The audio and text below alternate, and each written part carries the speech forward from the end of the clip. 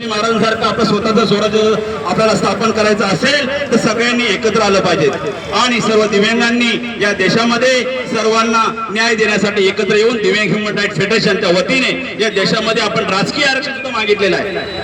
आणि दिव्यांग जर IAS IPS आणि मोठे अधिकारी बनतो, दिव्यांग जर न्यायाधीश बनू शकतो, दिव्यांग जर माझा प्राध्यापक बनू शकतो, दिव्यांग जर हा IAS कलेक्टर बनू शकतो, मोठे मोठे अधिकारी बनू शकतो, तर आम्हाला 5% आरक्षण सुद्धा पाहिजे। का पाहिजे?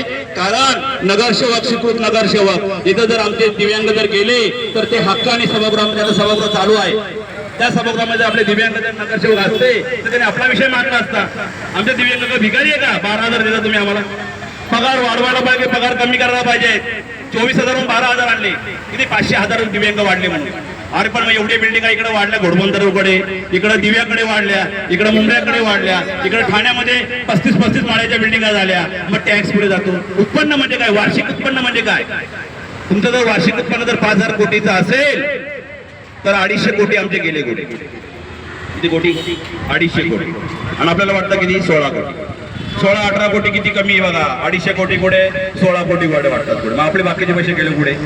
म्हणायचा उद्देश आहे की आमची एवढी मोठी अमाऊंट आर्थिक उत्पन्नाची जे उत्पन्नाची जे काही ठाणे महानगरपालिकेची अमाऊंट आहे, अनवर भाई कुठे गेले? अनवर भाई आहे का?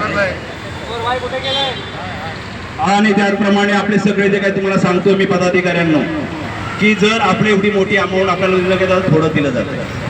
म्हणायचा उद्देश असा आहे की आपलं उत्पन्न मोठं आहे, बिल्डिंग वाढले की नाही, टॅक्स वाढला, टॅक्स म्हणजे महानगरपालिकेचं उत्पादन, आणि वार्षिक उत्पन्न जर 100 रुपये असतील तर त्यातले 5 रुपये खर्च करायचा असतो, राखीव निधीतून खर्च केला पाहिजे असा दिव्यांग कायदा 2016चा आहे। त्याचप्रमाणे तुम्हाला 5% घरं या बिल्डिंगाच्या बांधकामात 100 घरं बांधले की 5 घरं 5 गाळे तिथे राखीव ठेवावं लागतात, हा कायदा आहे। 100 लोक जर कामाला लावले खाजगी, शासकीय, निमशासकीय मध्ये तर 5 लोक तिथे कामाला लावले तर दिव्यांग लावलेत का? नाही। त्याचप्रमाणे एवढे मोठे महानगरपालिकेत आता 145 नगरसेवक आहे, त्या ठिकाणी 5% जर नगरसेवक आपल्याला रिझर्व असते तर आज आपले 7 नगरसेवक पुढे असते, आतमध्ये असते, आहे का नगरसेवक? एवढे मोठे 288 आमदार आहेत, त्या ठिकाणी 5% जर आपले आमदार रिझर्व असते तर आज आपले 15 आमदार आपले असते, आहे का आमदार आपले? मुख्य पंतप्रधानामध्ये 545 आमदार आहेत, हे खासदार आहेत, त्या ठिकाणी 5% खासदार रिझर्वेशन असतं तर आज 5-25 आणि 30 खासदार आपले असते, आहेत आपले खासदार? मग आपला आवाज उठवणार कोण? म्हणून आपल्या सभागृहामध्ये सुद्धा आपले दिव्यांग गेले पाहिजेत, महिला गेल्या पाहिजेत, कारण आपले प्रतिनिधी गेले तर ते आतमध्ये भांडवू शकतात की माझ्या बांधवांना मला निधी द्या, माझ्या बांधवांच्या नोकऱ्या कुठे गेल्या, माझ्या दिव्यांग बांधवांच्या महिलांच्या कंपन्या का नको रेमंड सारख्या? त्यांनी 20 पैशाने 2 रुपये पैशाने 1 एकर जमीन घेतल्या, कोणी रेमंडने किती? 2 रुपये त्यांनी 2 रुपये एकरने घेतले आहे। मग आपल्या दिव्यांगांना 5% झालंय ना, जमीन आहे ना, मग ती का आपल्याला भेटून 2 रुपयांनी आम्ही कंपन्या टाकतो, रेमंड सारख्या, कॅडबरी सारख्या, बरोबर आहे का नाही? काय चुकीचं आहे? आमचं जर 5% जर तुम्ही आमची असेल तर आम्हाला जमिनी द्या, आम्ही कंपन्या रेमंड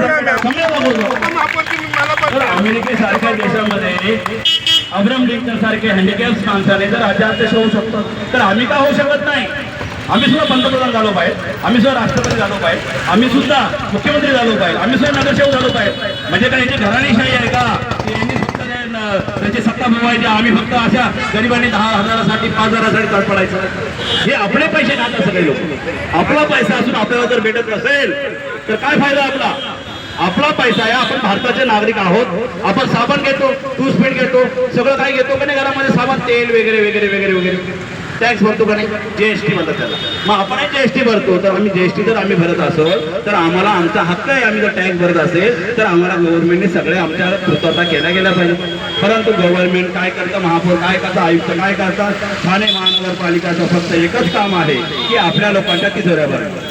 या दिव्यांगांकडे लक्ष द्यायला वेळ नाही, कारण गरिबांना फक्त मतदानापुरते मर्यादित आहे, मतदान करण्यापुरते हे लोक यांना मतदान पाहिजे, दिव्यांगांच्या कुटुंबाचं मतदान पाहिजे, परंतु या दिव्यांगांच्या प्रश्नाकडे यांना बघायला वेळ नाही। काय वेळ नाही? कारण दिव्यांग हा गरीब वर्ग आहे ना, तो काय विचार आम्हाला देणार? 5 वर्षामध्ये मतदान घ्यायचं त्यांचं, मग बाकी दिवस मजा करायची। हाच आपल्या ह्या ठाणे महानगरपालिकेमध्ये हाच विषय चाललेला आहे। 3 वर्षापासून दिव्यांगांकडे दुर्लक्ष केलं जात आहे, परंतु दिव्यांगांकडे ह्या बघण्याचा दृष्टिकोन या लोकांचा कुठल्याही प्रकारचा नाहीये। त्यामुळे या दिव्यांगांना आम्ही विचार करतोय की ठाणे महानगरपालिकेचे जे आयुक्त आहेत सौरवराव साहेब त्यांनी आता वेळ दिला पाहिजे. त्यांनी बराच वेळा आम्हाला पत्रव्यवहार दिलेला आहे. रोडे साहेबांनी आम्हाला पत्रव्यवहार केलेला आहे की तुमच्या मागण्या आम्ही यांच्याकडे पाठवल्या, त्यांच्याकडे पाठवल्या.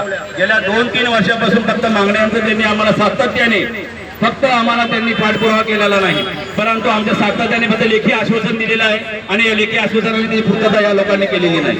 म्हणून आम्ही या सगळ्या लोकांना विनंती करतो की आम्ही रस्ते पॅक केल्याशिवाय राहणार नाही. आम्ही दिव्यांग जेव्हा रस्त्यावर उतरू, 7 ते 8 कोटी लोकसंख्या आमच्या पुऱ्या देशामध्ये आहे. या भारतात